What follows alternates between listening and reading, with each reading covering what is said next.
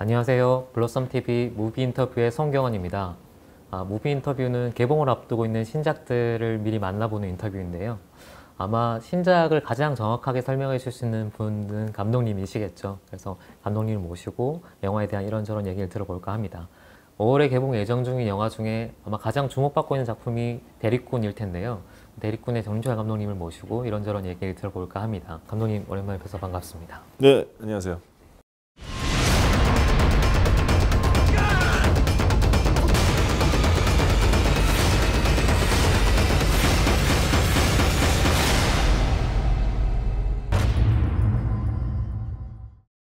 대립군이라고 하면 무슨 영화인지 모르실 분도 좀 있을 것 같아요. 네. 어떤 뜻인지 좀 말씀해 주신다면. 사실은 뭐 저도 생소했던 단어인데 시나리오 저도 준비하면서 이제 알게 됐던 단어인데 조선시대는 군대를 무려 18세부터 60세까지 평생 가야 됐습니다. 일반 백성들은. 근데 이제 군대 가면 이제 일을 못하고 또 가서 위험하기도 하니까 좀 돈이 있거나 좀 능력 있는 사람들은 사람을 사서 그 사람 대신 보내고 자기는 군대를 안 갔어요.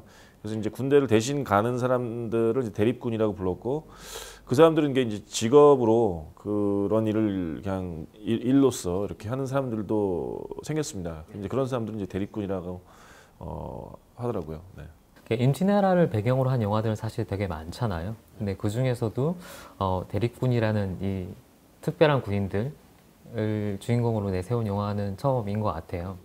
저도 임진왜란이나 뭐 사극 영화는 되게 많이 있지만 이제 이 소재가 되게 좋았던 것은 이게 이제 일단 광해군의 이제 분조라는 이제 어떻게 보면 좀 알려지지 않은 부분을 좀 다루고 있고 임진왜란 때 이제 선조 아버지는 도망갔지만 이제 광해가 그 대신 조정을 맡아서 쪼개진 조정을 이제 분조라고 해서 그걸 맡아서 실제로 이제 의병들을 모아 싸우고 그런 어떤 숨겨진 역할들을 했었습니다.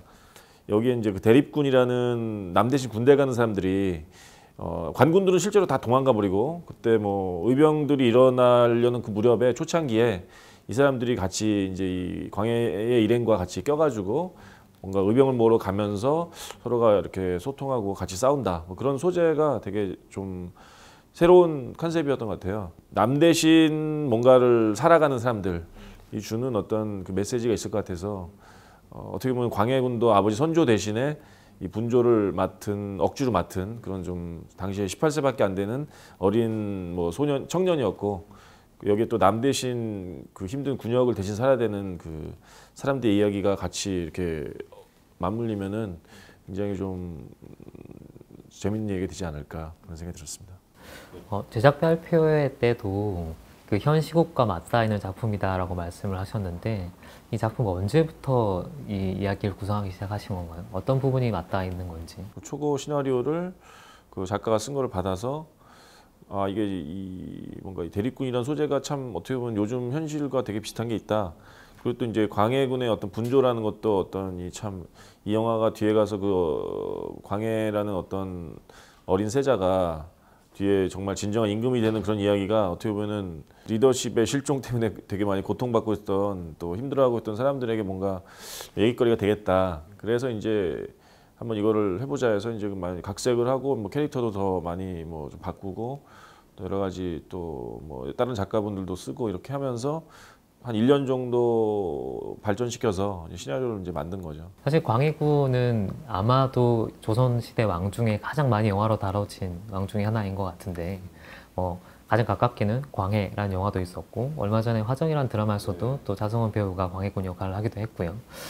감독님이 생각하시는 광해군은 어떤 사람이고 이번 영화에서는 또 어떤 점을 좀 표현하고 싶으셨는지. 그 18세의 어떤 처음 세자가 된 광해의 그 시기를 다루고 있는데 어떻게 보면 지금 광해라는 영화 뭐 이병헌 씨가 했던 그 광해의 어떤 프리퀄 같은 그런 영화이기도 한데 그래서 과연 그렇게 그 광해가 어떻게 해서 이렇게 성장했을까라는 어떤 그 시발점을 보는 그런 영화죠. 네. 광해군의 분조라는 거는 뭐 징비록이나 뭐 여러 뭐 또 드라마 몇 편에서 이미 보여졌었고 그래서 이제 그 어린 세자가 뭐 이렇게 임시 조정을 이끌고 뭐 산골로 가서 의병을 모아서 싸운다.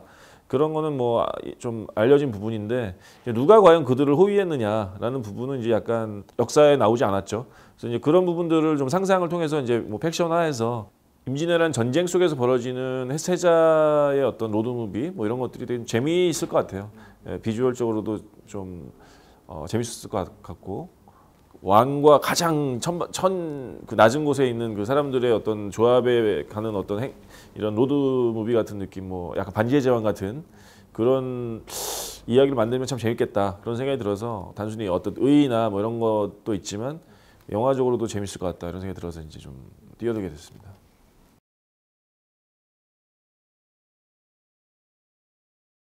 사극이 최근에 좀 많이 나왔기 때문에 사극에 대해서 익숙한 것들이 있는데 대리쿤이 더 흥미로운 점은 정유재 감독님이 사극을 만들었다는 점인 것 같아요. 제 개인적으로는 정유재 감독님 하면 떠오르는 거는 약간 마라톤이나 아니면 좋지 아니한가처럼 어떤 장르를 들어가도 인간에 대한 좀 따뜻한 시선 같은 게 묻어 있거든요. 근데 대리꾼은 또 전쟁 상황이잖아요. 기존의 사극과 어떤 좀 차이점, 톤이 어떻게 다를지가 좀 궁금한데요. 스스로도 좀 너무 휴먼 드라마 감독이다라는 그 틀을 좀 깨고 싶었던 점도 있었고 그리고 지금까지 참 영화에서 사람을 너무 많이 안 죽였다.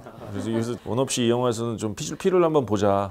전쟁 영화, 전투 영화 한번 칼을 휘두르는 영화를 해보고 싶다라는 생각 좀 있었는데 근데 뭐 역시나 뭐 제가 좀 관심 있었던 부분은 뭐 시나리오 각색할 때도 그랬지만 뭐 찍을 때도 배우들의 어떤 그 광해라는 어떤 왕세자 가장 높은 사람과 가장 낮은 자리에 있는 이 천민들의 백성들의 어떤 소통 그런 게 아마 저에게 많이 관심이 점점 생긴 것 같아요.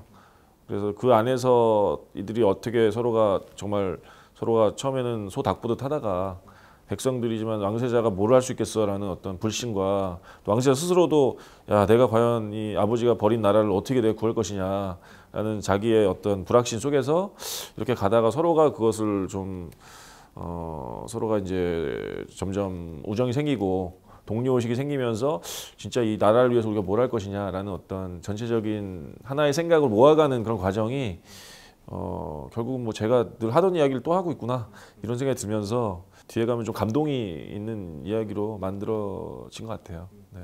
제 스스로 생각은. 네.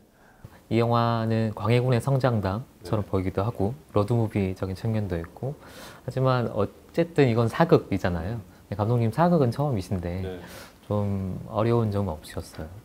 그렇죠. 사극에다가 또 전투 장면도 꽤 있고 그 무엇보다 이거는 또 어떤 한 집단이 계속 움직이는 얘기이기 때문에 그 분조라는 임시 조정 거기도 뭐 20여 명의 사람들이 있고 또 대리꾼들도 한 뭐 1개 소대 다 합치면 40~50명의 사람들이 계속 움직이는 영화이기 때문에 모든 장면에서 그분들이 계속 나와야 돼요. 그래서 그게 정말 저희가 70회 이상 촬영을 하는 동안에 보통 영화는 주연이 나오다가 또 조연이 나오다가 뭐 많이 나와봐야 뭐 서너 명이 나오다가 또 많이 좀 이렇게 번갈아가면서 나오는데 저희는 30~40명의 캐릭터가 계속 똑같이 나와야 되는 게 그게 너무 힘들었어요. 그건 정말 이런 식으로는 영화 다시 찍으면 안 되겠다 생각이 들 정도로 왜냐면 모든 배우들이 자기가 하루에 한 커트 나오는데도 다 있어야 되니까 심지어 뭐 주연 배우인 이정재 씨도 뭐 와가지고 한 커트만 찍고 간 적도 있고 심지어 못 찍은 날도 있고 그런 식으로 매일 출석을 찍어야 되는 그런 구조가 너무 힘들었고 또 사극은 뭐 사실 누구나 아다시피 뭐 분장이나 이런 것들을 새벽에 일찍 일어나서 해야 되기 때문에 그 힘들었지만 또 이것도 이제 몇십 명이 새벽에 일어나서 계속 해야 되기 때문에 그 우리 뭐 의상팀이나 분장팀이 너무 고생했고 뭐 또 배우들도 그걸 아침마다 맨날 하고 나와서 이렇게 출연을 해야 한다는 게 참 힘들더라고요. 네. 어떻게 보면 로드무비는 사실 2~3명이 나오는 건데 그렇죠. 집단 로드무비인 집단 거네요. 로드무비는 네, 상상보다 정말 너무 괴로웠습니다. 네. 집단 로드무비라는 말이 나왔는데 그 말에 어울리게 올 로케이션으로 찍었다고 들었어요. 네. 사실 말이 올 로케이션이지 엄청 고생되는 작업이잖아요. 뭐 좀 그 작업에 대해서 좀 말씀해 주신다면. 보통 사극은 이제 세트장에서 많이 찍는데 그리고 뭐 또 이런 여러 가지 기본의 세트장을 돌아다니면서 찍는데 저희는 이제 일단 분조가 여기에서 여기까지 산골을 뚫고 가는 그 이야기이기 때문에 세트에서 찍을 수 있는 곳이 없었고 다 산과 들에서 거의 누비면서 이렇게 찍는 거기 때문에 그거를 뭐 산에 세트를 지을 수도 없는 거고 그래서 결국 그 현장에 가서 그 장소를 찾아가서 찍어야 되기 때문에 그 참 힘들었습니다. 말했듯이 한두 명도 아니고 뭐 몇십 명의 배우와 스텝까지 하면 정말 한 200명 정도가 산과 들을 누비면서 이렇게 찍는다는 거는 진짜 생각보다 너무 참 고달픈 과정이었고, 그거 자체가 진짜 어떤 분조가 이렇게 살았겠구나라는 게 절로 느껴지는 그런 과정이었죠. 구도의 과정이었고 진짜. 그래서 이제 그림 같은 거는 굉장히 좀 리얼하게 많이 잘 나온 것 같은데요. 우리는 되게 어렵게 찍었지만 또 관객들이 보기에는 이 산이나 저 산이나 다 똑같다 이런 생각을 또 하실 수도 있기 때문에 그런 것들은 굉장히 훌륭한 연기로서 이제 극복을 하려고 노력을 했고, 또 어떤 장면은 이제 뭐 어떤 절경이 보일 수도 있고, 또 어떤 장면에서는 배우들이 연기에 몰입하게 하면서 그런 관객들이 재밌게 볼 수 있도록 많은 노력을 했습니다. 사실 예고편만 잠깐 봐도 얼마나 고되게 찍었을지가 대충 상상이 되는데, 근데 고되게 노력한 만큼 또 그렇게 기가 막히게 멋있느냐 생각하면은 또 그것만은 아닌 것 같고요. 그렇지만 뭐 이 배우들의 어떤 연기와 또 스토리를 쫓아가면서 보면은 아마 제가 볼 때 기존 사극과는 되게 다른 또 색다른 경험을 하실 것 같습니다.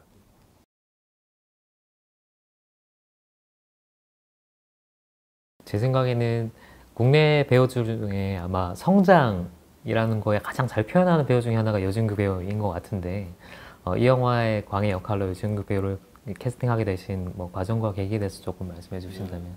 여진구 우리 배우는 실제로 비슷한 나이고, 예, 한두 살 차이밖에 안 나는 광해군과 실제로 거의 비슷한 나이자 또 그런 감성을 갖고 있는 그런 상태인 것 같고, 이 영화 속 캐릭터는 단순히 뭐 멋있게 보이거나 하나의 감정만이 아니라 굉장히 복합적인 감정을 표현해야 되고 스펙트럼이 되게 넓은 연기를 해야 된다는 말이죠. 그랬을 때 떠오르는 배우는 정말 여진구 배우가 되게 적합하다 이런 생각이 많이 들었고, 물론 걱정도 좀 됐지만 그 어린 나이에 다 할 수 있을까.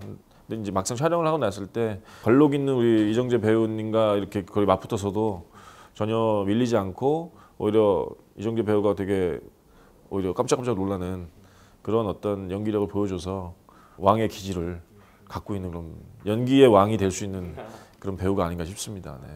말씀하신 것처럼 이정재 배우님이 관상 이후에 사실 사극이 제일 잘 어울리는 배우 중에 한 명이 됐고, 정말 임팩트 있는 등장을 보여주셨잖아요. 이번 영화에서의 그 대리꾼의 수장 역인 터우 역을 맡았는데 그 역할에 꼭 이정재 배우여야 했던 이유가 있을까요? 물론 뭐 다른 배우가 뭐 했어도 또 다른 느낌의 이 캐릭터가 됐겠지만, 그래서 이정재 배우가 했을 때 되게 좋았던 점은 이분은 고귀한 맛이 있잖아요, 배우가. 예, 그래서 그냥 이 사람이 어쩌다 이렇게 살았을까라는 어떤 좀 막 무식하게 하고 뭐 칼 쓰고 뭐 좀 막 소리 지르고 막 이러지만 뭐 사연이 있을 것 같은 어떤 생각이 좀 들고, 일단 연기적인 면에서 제가 볼 때는 이제 이 영화로 뭔가 정점을 좀 찍으실 것 같아요. 본인 개인에게도 되게 소중한 영화가 되지 않을까 그런 생각이 듭니다. 장면을 다 설명할 수는 없겠지만 우리가 아직도 생각하고 있는 관상의 등장씬처럼 뭔가 시그니처가 될 만한 장면들이 있을까요? 그런 장면이 너무 많아서 매 장면들이 하이라이트. 연기를 좀 살살하라고. 네. 많은 장면에서 되게 기존의 이정재 씨에게서 보이지 못하는 그런 눈빛과 그런 분위기, 낯선 야생의 어떤 모습. 왜냐하면 사람을 맨날 죽이고 또 전장에서 긴장 속에 살아가는 그런 사람이기 때문에 일반인과는 되게 다른 삶을 살았을 것 같아요. 눈빛이나 여러 가지 뭐 말투나 이런 것들이. 그래서 이제 그런 것들이 본인이 되게 많이 고민을 했고, 프리 단계에서 되게 저희가 얘기도 많이 했었고, 그래서 정말 이 야생의 정말 날 것 같은 어떤 뭐 연기고 뭐고 다 필요 없고 진짜 어떤 날 것 같은 그 모습을 보여주자. 그렇게 해서 사실 다 내려놓고 이정재 씨가 진짜 뭐 어떤 내가 잘생기게 보여야 된다, 내가 뭐 멋있어야 된다 이런 거는 다 버리고 그냥 아주 본능적인 연기를 하셔가지고 그런 것들이 영화 속에서 잘 담긴 것 같아요. 예, 그래서 저는 뭐 되게 만족스럽고, 거기에 또 이제 뭐 여진구 배우도 뭐랄까 기존의 어떤 드라마에서만 너무 보여줬던 그런 아주 딱 단정한 세자가 아니라 뭐 세자가 뭐 저래 뭐 이런 생각이 들 정도로 솔직한 모습을 많이 보여줘서 두 사람이 충돌하는 그런 시너지가 되게 재밌는 것 같습니다. 그 기존 사극과는 다른 지점 중에 하나가 아까 집단의 케미가 중요하잖아요. 여기 여진구랑 이정재 배우 두 명이 투톱이긴 하지만 그 분조를 이끌고 있는 여러 배우들이 나오는데 김무열 배우라든지 다른 배우들에 대해서 조금 말씀해 주신다면. 그 여진구와 이제 이정재 두 주역 말고 또 이제 주역까지는 아니었는데 이제 저희가 주역으로 이렇게 1계급 특진시킨 김무열 배우도 있는데 너무 연기 잘하셔서 그리고 하다 보니까 되게 주연이 돼버렸어요. 왜냐하면 이 세 분의 어떤 케미가 이 김무열 씨의 어떤 그 연기가 없이는 두 사람의 또 역할이 뭔가 되게 비어있을 정도로 굉장히 훌륭한 역할을 하고 또 되게 연기를 사실 김무열 씨가 이런 연기를 할 줄이야라는 생각을 못 할 정도로 제가 이제 우리 편집본을 이렇게 보여드렸을 때 김무열 씨가 나온지 모르는 사람도 있었어요. 예. 그래서 그럼 분장이 아니라 거의 변장인데 사실 특수 분장을 한 건 아니지만 그만큼 연기에 몰입해서 완전히 다른 캐릭터가 된 거죠. 저는 그게 수염 붙여서 사람들이 몰라본 거라고 생각하지 않아요. 복수라는 활을 주로 쓰는 캐릭터인데 날 것 그대로의 연기를 정말 가슴 속에 묻어뒀던 자신의 본 모습을 이렇게 드러났기 때문에 우리가 익히 알고 있는 김무열이라는 캐릭터의 어떤 되게 젠틀하고 도회적인 그런 이미지와 완전 다른 모습에 아마 많이 반하실 것 같습니다. 영화 중에 홍일점이라고 할 수 있는 이솜 배우도 나오잖아요. 이 역할에 대해서 좀 짧게 말씀해 주신다면. 세자를 아마 어렸을 때부터 옆에서 계속 이렇게 좀 키워주고 보필하고 어떻게 보면 엄마처럼 아니면 또 누나처럼 이렇게 해준 그 궁녀입니다. 이솜 씨는 기존의 영화에서는 좀 되게 도회적이고 좀 시크한 역할 좀 그리고 좀 캐릭터 센 역할 많이 했는데 우리 영화에서는 되게 좀 여성적이고 굉장히 좀 뭔가 세자가 정말 의지할 수밖에 없는. 근데 이제 어떻게 보면 그렇기 때문에 또 세자의 성장을 방해하는 어떤 그런 또 마라톤인데요, 갑자기 뭔가 이렇게 그런 요소를 갖고 있는 캐릭터이기도 해서 그나마 또 그 대리꾼들과 어떤 거친 남자들 속에서 하나의 또 홍일점이고 좀 뭔가 세자와 그 또 대리꾼들 약간 연결해주는 그런 브릿지 역할을 해준 또 그런 역할을 하고 있습니다. 세자주왕께서 분주를 맡아 이곳에서 결사항전하실 것이다. 왕은 내 팔자가 아니다. 누군가 저들 하늘이 아무리 우리를 버려도 우리가 우리 스스로를 버릴 수는 없소. 아직도 왕이 되고 싶지 않으십니까? 자네는 내 백성이 되고 싶은가? 저는 감독님 설명 듣고 완전히 설득이 됐어요. 이 영화를 봐야겠구나, 봐야 될 이유가 충분한 것 같은데 쭉 말씀해 주셨지만 이 영화를 꼭 보셔야 되는 이유를 한마디만 해주신다면. 헬조선이라는 말을 많이 했죠. 근데 그 헬조선의 원류가 이제 조선이잖아요. 그 조선 시대에 사실 가장 지옥 같았던 순간이 임진왜란인데 그 임진왜란 속에서 정말 어떻게 보면은 자기 자신을 발견하고 또 진정한 리더십이 뭔가를 그런 찾아보는 아주 소중한 또 기회이기도 했습니다. 그런 그 순간을 다룬 영화입니다. 그래서 극장 나가서 많은 또 생각도 날 수 있고 자기 또 이 나라에서 산다는 게 뭔가 백성과 왕이라는 게 뭔가 그런 거 한번 고민해 볼 수 있는 기회가 될 것 같습니다. 하지만 어쨌든 너무나 또 설교 위주의 영화가 아닌 또 많은 또 재미있는 캐릭터들과 또 액션들이 있는 그런 뒤에 가면 액션이 한번 제대로 멋있게 나옵니다. 하이라이트 장면에서. 네. 그래서 그런 영화라고 생각이 듭니다. 네. 대리꾼 개봉일은 언제인가요? 네, 5월 마지막 날 5월 31일이고요.